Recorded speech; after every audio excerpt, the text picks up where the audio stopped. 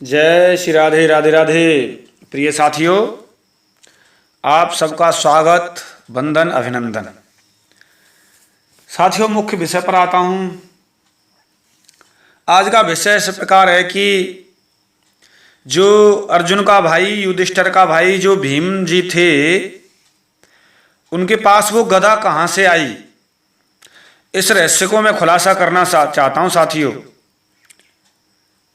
वो गदा कहाँ से आई, कैसे प्राप्त हुई, उस गदा के रहस्य को मैं प्रस्तुत करता हूं। साथियों, आप सबके बड़े अच्छे कमेंट आते रहते हैं, लेकिन साथियों एक निवेदन है,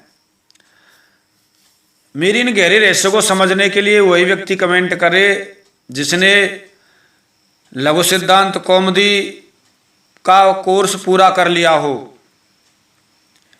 क्योंकि हर व्यक्ति उन गहराइयों को समझ नहीं पाता है और मैं उन गहराइयों को समझना चाहता हूं। और जब तक लघु सिद्धांत कोर्स नहीं करोगे तब तक वो बातें समझ कभी नहीं आएंगी और मैं उत्तर भी नहीं दूंगा। मैं उससे प्रश्न करूंगा, अगर ये मेरे प्रश्न का उत्तर देता है तो तभी मैं उसका प्रश्न का उत्तर दूंगा। साथियों, चलते हैं आगे के क्रम में, मुख्य विषय पर आते हैं और इसी विषय को हम आगे प्रस्तुत करना चाहते हैं। और चलिए आपके सामने प्रस्तुत करते हैं, लेकिन उससे पहले मेरा ये दिव्य ग्रंथ कॉपी कोड B3 और 214 से हम अपना प्रमाण देते हुए आगे के क्रम में चलते हैं। साथियों, महाभारत में बात उस समय की है, बात यहां से शुरुआत करूंगा कि जिस समय खांडव वन को जलाने के लिए बात चल रही थी, तो उस समय खांडव वन जलाया जा रहा था। शॉर्ट में कहना चाहूँगा, अग्निदेव ने वरुण से लाकर अर्जुन और कृष्ण जी को अस्त्र शस्त्र दिए थे। खांडव वन जलाया जा रहा था, तो उसमें से बहुत से जीव जल गए, बहुत से निकल कर भागे, और उसमें से वो खांडव वन में रहता था मयासुर मय दानव, वह निकल कर आया और अर्जुन और भगवान श्री कृष्ण के चरणों में निवेदन करने लगा और क्षमा मांगने लगा और शरणागति की गुहार लगाई, तो उन्होंने अभयदान दे दिया। तो उनकी चिंता मत करो, और मयासुर ने कहा भगवान कृष्ण और अर्जुन से मैं आपकी सेवा करूंगा, उसके बाद में जब जरूरत पड़े बुला लेना। तो जब भगवान श्री कृष्ण सभा मंडप बनाने के लिए युधिष्ठिर से चर्चा कर रहे थे, तो उसी समय मयासुर को याद किया और मैदानव आया। तो मैदानव बोला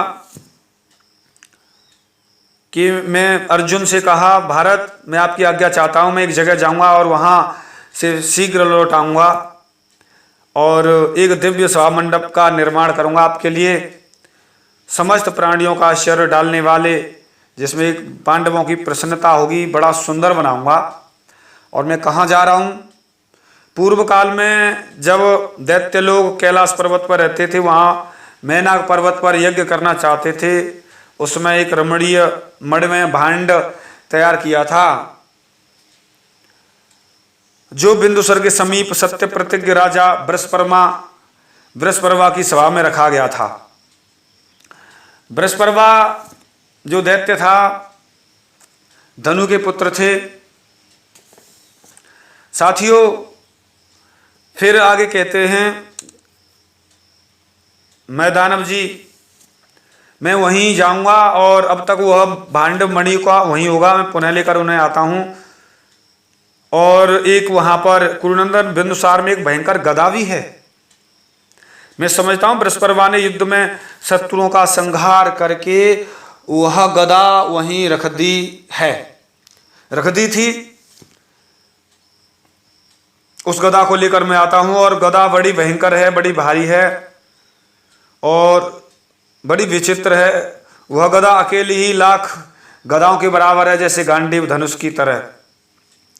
वहां वरुणदेव का एक दिया हुआ अस्त्र शस्त्र और भी है, उसे लाकर भेंट करूंगा। जब मैनाक पर्वत के पास जाता है और वहां जाकर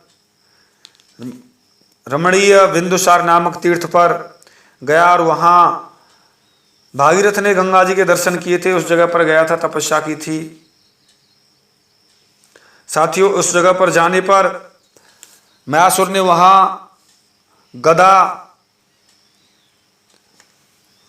सभा भवन बनाने के लिए मण में द्रव्य ले लिया, गदा ले लिया और द्रव्य ले लिया, मणियां ले ली, जो पहले बृहस्पति के अधिकार में थी। धन की रक्षा करते हुए वहां दैत्य थे, लेकिन उनसे सबसे वह गदा ले ली और धन ले लिया, जो बृहस्पति की गदा थी। उसने वह उस समय श्रेष्ठ गदा भीम को दे दी। साथियों, वह श्रेष्ठ गदा भीम को लाकर दे दी। वह गदा बृहस्पति की थी। यज्ञ के समय पर अपने सभा मंडप आदि में रख दी थी, और वो गुप्त स्थान, वो रहस्यमय स्थान सिर्फ मयासुर को ही पता था, और वहाँ से लाकर भीम को वह गदा दी। साथियों, ये प्रसंग बड़ा रहस्यमय आपको मैंने प्रस्तुत किया, सुनाया। साथियों, अगर कमेंट करना चाहते हैं, कोई बातचीत पूछना चाहते हैं, जिसने पुराण पढ़ी हो या लघु सिद्धांत कौमुदी पढ़ी हो वही कमेंट पुराण करे, अन्यथा जिसे पता ही नहीं है, छोटी छोटी बातों को पूछते हैं लोग। बताइए, आरती के पीछे कर्पूर गौरम क्यों कहा जाता है? उसे यही नहीं पता क्यों कहा जाता है। जो इतना ही नहीं पता है, अरे ये शिव जी की स्तुति है। साथियों, ऐसे ही किसी लोगों को पता ही नहीं है।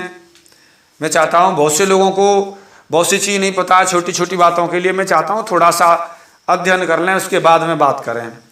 आपका बड़ा प्रेम इसने बरसाया, आपने इस चैनल को कहाँ से कहाँ तक पहुँचाया, आपकी जय हो।